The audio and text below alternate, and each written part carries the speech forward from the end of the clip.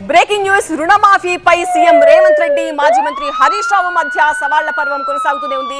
అయితే ఇక్కడ మరొక మలుపు కూడా కనిపిస్తోంది.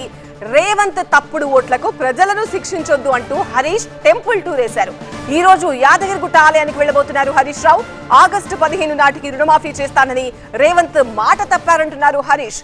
దేవుళ్లపై ఒట్టేసి రేవంత్ మాట తప్పినందుకు పాప పరిహారం చేస్తున్నాను అంటున్నారు హరీష్ రావు.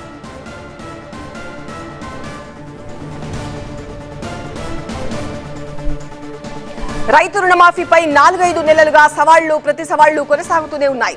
మాటలతో మొదలైన సవాళ్ల పర్వం ప్రమాణాలు ఒట్ల వరకు వెళ్లింది. 15 ఆగస్టులోపు రుణమాఫీ చేస్తే రాజీనామా చేస్తానని హరీష్ సవాల్ చేస్తే చేసి చూపించాం, రాజీనామా చేయి అంటూ సవాల్ను గుర్తు చేశారు సీఎం రేవంత్. ఏప్రిల్లో మొదలైన ఈ ప్రతి సవాళ్లు ఇప్పుడు పీక్ స్టేజ్ కు చేరాయి. హరీష్ రేవంత్ మధ్య సాగిన సవాళ్ల యుద్ధాన్ని ఒకసారి చూద్దాం.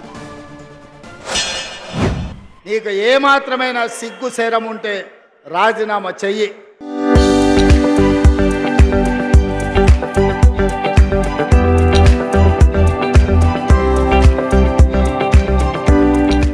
మాట తప్పని పార్టీ కాంగ్రెస్ పార్టీ రుణమాఫీ చేసింది.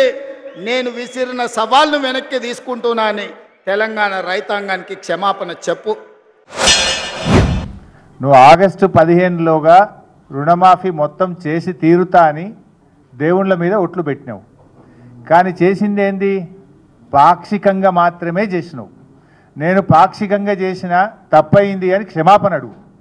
లేదు నీకు నిజాయితీ ఉంటే రాజీనామా చేయి. నువ్వు కూడా నీ మామలాకనే సిగ్గు లేనోనివైతే ఏట్ల దుంకి సావు అని చెప్పి నేను ఈ సందర్భంగా చెప్పదలుచుకున్నా. ఇవాళ సీఎం రేవంత్ రెడ్డి ప్రశ్నిస్తున్న వాళ్ళను చావాలని కోరుకుంటున్నాడు.